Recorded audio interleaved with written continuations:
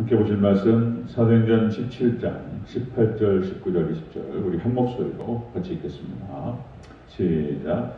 어떤 에피크루스와 스토아 철학자들도 바울과 쟁론할세 어떤 사람은 이르되 이 말쟁이가 무슨 말을 하고자 하느냐 하고 어떤 사람은 이르되 이방 신들을 전하는 사람인가 보다 하니 이는 바울이 예수와 부활을 전하기 때문이라.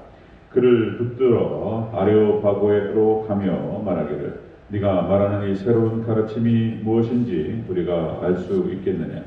네가 어떤 이상한 것을 우리 귀에 들려주니 그 무슨 뜻인지 알고자 하니 알고자 하노라 하니. 아멘. 여기까지 하겠습니다. 인사합니다. 오직 예수님, 예수님의 은혜와 평강이 넘치시기를 축원합니다. 아멘. 오늘 함께 읽으신 사도행전 17장 18절에서 20절 오늘 본문을 토대로 복음에 대한 아덴 사람들의 반응이라는 제목으로 말씀 받겠습니다. 복음에 대한 아덴 사람들의 반응. 어제 우리가 아덴 사람들의 모습을 봤죠. 아덴 사람들의 모습.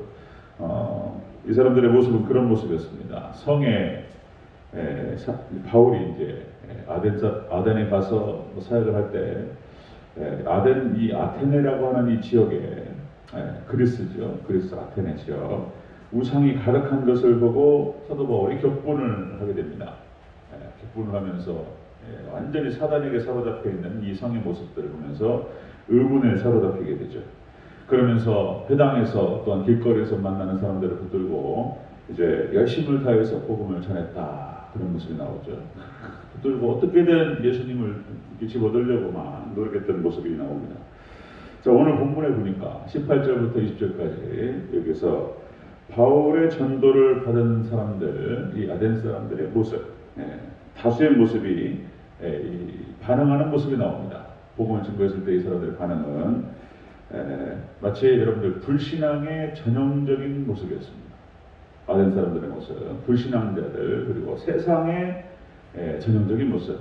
자, 믿음이 없고 전혀 복음에 대해서 깨닫지 못하는 사람들이 어떤 반응을 나타내는가 그것을 우리가 볼 수가 있습니다. 같이 한번 자세히 살펴보도록 하겠습니다. 복음에 대한 아덴 사람들의 반응 한번 보겠습니다. 첫 번째로 이 말쟁이가 무슨 말을 하느냐 이렇게 얘기를 하죠. 다시 한번 18절을 같이 읽겠습니다. 시작. 어떤 에피크루스와 스토아 철학자들도 바울과 쟁론할세 어떤 사람은 이르되 이 말쟁이가 무슨 말을 하느냐 하고자 하느냐 하고. 아멘. 이 말쟁이가 무슨 말을 하고자 하느냐 이렇게 얘기하죠. 자, 이것은 무슨 의미를 갖고 있냐면은 업신여기는 모습을 나타냅니다. 업신여기는 모습. 그러니까 복음에 대한 아덴 사람들의 반응은 이렇게 깔보고 낮춰봤다는 것입니다. 업신여기는 거예요. 업신여기는 것. 이 말쟁이라고 하는 뜻이 그런 겁니다. 말쟁이가 그냥 수다장이 지저귀는 사람 이런 거예요. 어떤 사람에 대해서 이렇게 비하할 때 쓰는 표현입니다. 뭐 글쟁이, 말쟁이, 어떤 쟁이를 갖다 붙이죠. 이 말이 이제 원어 뜻이 그렇게 나와요. 비하하는 뜻입니다. 뭐 스페르 몰로고스. 그러니까 이제 낮춰서 깎아 내리면서 하는 표현들이에요. 이 표현들이. 그래서 무시하고 업신여긴 것입니다. 업신여기다는 뜻이 국어사전의 뜻이 뭐냐면은 교만한 마음으로 깔보는 거예요. 이런 표현이었습니다. 그래서 복음에 대한 아덴 사람들의 이 반응의 모습은 그런 모습이었다. 업신여겼습니다. 복음에 대해서. 바울에 대해서도 마찬가지입니다. 무시하는. 고린도전서 4장 13절 고린도 교회가 어려웠어요. 복음에 증거하는데 그게 세워나가는데 고린도 교회가 어려웠는데 사도 바울이 이런 표현이 나옵니다. 고린도전서 4장 13절에 비방을 받은 즉 권면하니 우리가 지금까지 세상의 더러운 것과 만물의 찌꺼기같이 되었도다. 사도 바울이 복음을 증거하고 하나님의 사역을 감당하는 가운데에서 어디에서는 그렇게 환영을 받고 이런 거죠. 이렇게 정말 그 귀중히 여김을 받고 또 어디 갔더니 완전히 그냥 무시를 당하고 만물의 찌꺼기처럼 그렇게 무시를 당하고 그런 적도 있었다는 것입니다. 그러니까 하나님의 복된 소식을 전하죠. 복음을 선포하고 하나님께서 우리를 사랑하셨다는 말을, 그 얘기를 전하는 거예요. 예수님께서 우리의 죄를 대속하셨다. 세상은요, 무슨 말인지 모르는 거예요, 이게. 이해할 수도 없고, 그러면서 복음도 업신여기고, 그리고 복음을 증거하는 자들도 업신여기고, 이렇게 되는 거죠. 이 아덴 사람들의 반응이 그랬다는 것입니다. 업신여기고 무시했다는 것입니다. 지금 종말 이 시대에 더욱더 어려운 시대 가운데로 들어가고 있습니다. 정말 저 며칠 전에 말씀을 드렸던 것 같은데, 그러니까 복음 선교 시대 때, 부흥의 시대 때는 부흥의 영국과 미국을 중심으로 해가지고 막 놀랍게 교회가 확장되고 하나님께서 막 교회를 통해서 많은 영혼들을 구원하고 이런 시대는 분위기가 달랐어요. 제가 생각해보니까 18세기라는 표현을 썼는데 1800년도라는 표현이에요. 그 말이. 그러니까 19세기를 말하는 것인데, 스펄전 목사님 영국에서 복음을 증거하고 선포하면 10,000명이 운집해가지고 모여들었고, 그리고 그날 설교가 이제 스펄전 목사님의 설교 스타일은 시리즈 설교가 아니었고 그때그때 달랐어요. 그냥 영감 권연대로 요한복음이다 그러면 성경 목사마다 요한복음 선택해가지고, 어린 로마서다 매번 주일마다 달라요. 시리즈 설교가 아니고. 그러니까 이제 설교 원고가 그 다음날 신문에 실려가지고 쫙 나가는 거예요. 그러니까 그날 교회에 못 나왔던 사람들부터 해가지고 그 신문의 원고를 보면서 은혜를 받았다. 뭐 이런 분위기. 우리나라도 1980년대만 해도 분위기가 그랬습니다. 저도 그 기억이 나는 거예요. 저도 중고등부 때 그랬으니까. 다른 교회에 부흥회가 있다고 하면은 쫓아다녔어요. 어떤 목사님 오신다. 그래가지고 그 목사님 유명한 부흥강사예요. 유명한. 그럼 그 교회에 쫓아가가지고 같이 부흥회 참여해서 같이 막 그 은혜 받고 그랬던 기억이 나요. 분위기가. 그런데 지금 뭐 썰렁하죠. 부흥회 하는 교회도 별로 없고. 그런 것이죠. 지금 정말 이 시대에 복음을 업신여기고 그리고 무시하는 그런 시대 가운데로 들어가고 있습니다. 추락하는데요. 지금 엄청난 속도로 빠지고 있어요. 엄청난 속도로. 자, 복음에 대한 아덴 사람들의 반응은 그런 반응이었습니다. 업신여기고 무시하는 그런 반응이었다. 자, 두 번째 보겠습니다. 복음에 대한 아덴 사람들의 반응은 두 번째로 어떤 이상한 것을 들려준다. 이렇게 표현해요. 어떤 이상한 것을 들려주는가 보자. 자, 19절과 20절 같이 읽겠습니다. 19절, 20절 시작. 그를 붙들어 아레오파고를 가며 말하기를, 네가 말하는 이 새로운 가르침이 무엇인지 우리가 알 수 있겠느냐. 네가 어떤 이상한 것을 우리 귀에 들려주니 그 무슨 뜻인지 알고자 하노라 하니. 아멘. 자, 두 번째 반응입니다. 두 번째는 어떤 이상한 것을 들려줍니다. 표현이 되겠어요. 이상한 것. 그 이상한 것이라고 하는 것이요, 뜻이 그런 겁니다. 낯설다, 또 놀라다, 이상하게 생각하다, 그런 거예요. 실컷 얘기하고, 이 반응이 아덴에서의 사람들의 반응과 그리고 그 표현들이 그렇습니다. 표현들이 이상한 것, 놀라다, 이상한 것, 이상하게 생각하다, 뭐 이런 뜻이에요. 자, 깨닫지 못하는 모습을 볼 수 있습니다. 아덴에서 복음을 증거했더니 사람들의 반응이 그랬다는 것입니다. 업신여기거나 아니면 깨닫지 못하는 그런 모습이 나타났다는 것입니다. 자, 고린도전서 1장 20절에 지혜 있는 자가 어디 있느냐, 신비가 어디 있느냐, 이 세대의 변론가가 어디 있느냐, 하나님께서 이 세상의 지혜를 미련하게 하신 것이 아니냐. 세상이 어두워져 버려요. 이제 이게 하나님을 떠나면서 나타나는 그런 반응들인데, 그러니까 이 아테네라고 하는 것은 그러니까 이제 철학이라고 하는 뜻이 영어 표현이 그렇습니다. 철학이 필로소피라고 해서 이게 이제 지혜에 대한 사랑 그런 뜻입니다. 지혜를 사랑하는 것. 소크라테스, 플라톤, 아리스토텔레스, 우리가 이제 그 철학을 접하면은 고대 철학부터 쭉 흘러나오는데, 모든 인간의 문제에 대해서 질문을 던지고 거기에 대해 정의를 내려보는 거예요. 거기에 대해 토론을 하고 찾습니다. 그럼 유창한 얘기들이, 고상한 얘기들이 막 나오죠. 그런데 전혀 접근을 못하는 거예요. 진리에 대해서. 그러니까 이 사람들 하나님의 말씀과 계시를 떠나서 지혜를 찾고자 하는데 지혜롭게 보이는 것 같지만 전혀 미련한 거예요.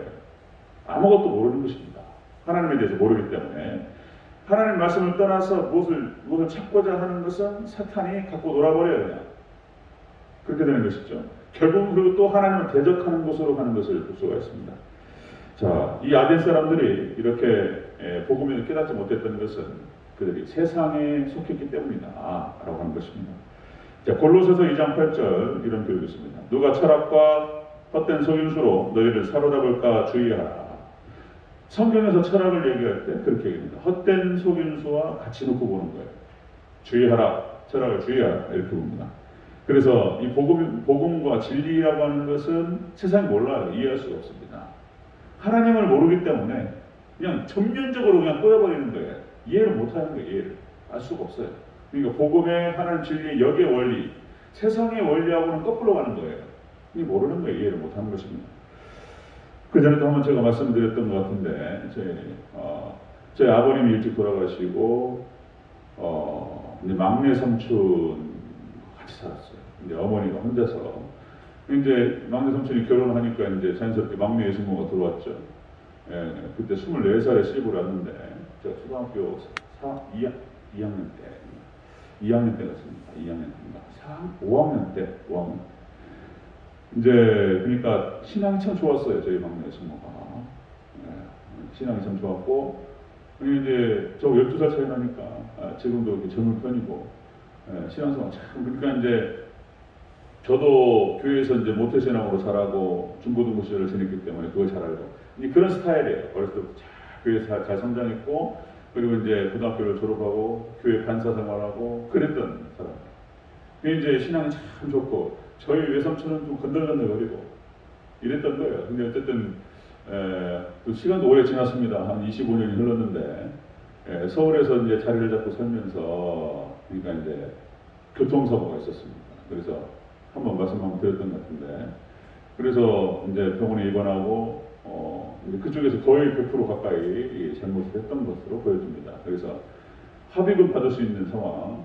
그래서 이제 주변에 그런 일이 터지니까 주변 친척들부터 해가지고 반응이 다 달라요. 반응이 다 또 교회 또 다니는 분들이 대부분이었어요. 이런 어떤 반응이 나타나냐면 이제 애수모가 그렇게 결정을 내린 거죠. 여러 어른들이 그런 말씀 하시는데 합의금 1,000만 원을 받을 수 있다. 그런 말이 나왔어요. 최소한 이 정도 되면은 1,000만 원 정도 받고 보내드릴 된다. 그런데 이제 예수모는 이제 사고 당사자 보니까 그럴 수 있는 형편이 안 돼 보이는 거예요. 그래서 그냥 가시라고. 그렇게 해서 그냥 보내드렸다는 거예요. 뭐 연락처도 안 받고. 그러니까 또 바보 같다고 착하게 한 것 같은데 세상 그렇게 살면 어렵다고. 서울바닥에서 이제 그래가지고 막 아주 그냥 여러 가지 반응이 많이 나타났던 것을 제가 기억합니다. 근데 지금 한 20년 넘게 지났는데 아주 잘 살아요. 잘 삽니다. 그래서 서울에서 집 사고 두 남매 잘 키우고 아주 자리 잡고 잘 살고 있습니다. 오히려 그렇게 비난했던 분들 있잖아요. 아주 어려워요. 그러니까 교회를 다닌다고 했는데 이 믿음이 약하다 보니까 어떤 상황이 딱 터지니까 전혀 믿음 없는 반응이 나오는 거예요. 우리 성경의 복음의 믿음의 반응들이 그런 것이죠. 사랑은 참으로 버리는 것이다. 쓰고 빌려주면 풍성해져 땅 위에 거룩 찬다. 이상하다 동전한 일 찬양도 있잖아요. 그러니까 이게 복음이라고 하는 것이 그런 거예요. 세상의 원리와 거꾸로 가는 것입니다. 이해는 못하는 거예요. 인생은 절대로 이해할 수 없다는 것입니다. 세상은 우주 만물과 세상과 그리고 인생이 어디서부터 어디로 가는지 인생의 처음과 시작이 끝이 무엇인지 세상이 알 수 있냐는 거예요. 철학자가 무슨 대단하다고 얘기하고 대단한 지혜 얘기를 얘기하고 소크라테스 플라톤을 얘기할 때 그런 표현을 씁니다. 모든 인생사의 문제에 대해서 고민을 하고 지나가다 보면은 가는데 플라톤은 거기 마지막 찍고 돌아오는 것을 본다는 거예요. 고뇌하고 모든 문제를 다 정의를 내리고 그랬던 탁월한 플라톤. 그리고 뭐 아리스토텔레스가 그렇고 아리스토텔레스가 고대 철학을 갖다가 세우고 그리고 거의 뭡니까 지금까지 영향을 미칩니다. 이 사람들의 철학이, 이 사람들의 고뇌가. 그런데 성경하고 전혀 상관이 없는 거예요. 다시 말씀드리면 철학이 하나님을 모르니까 아무것도 모르는 거예요. 아무도 어떤 것도 대답이 안 되는 거예요. 다 틀린 얘기만 하는 거예요. 그런 것입니다. 자, 아덴 사람들의 이 반응이 복음을 듣고 그런 반응이었다. 업신여기고 그리고 깨닫지 못하고 그런 반응이었습니다. 자, 우리는 복음을 들고 또 세상 사람들에게 또 만나고 우리가 뒤섞여 살아가는 거예요. 여러분들 분별하실 수 있는 지혜가 있기를 주 여러분 축원합니다. 세상은 그런 거예요. 세상은 그런 것이다. 알 수가 없는 것이다. 복음에 대해서. 그래서 우리는 믿음으로 끝까지 하나님만을 바라보고 의지하면서 믿음의 길을 걸어가는 믿음의 길로 승리하는 저와 여러분 되시기를 주 여러분 축원합니다. 아멘. 네, 기도하겠습니다.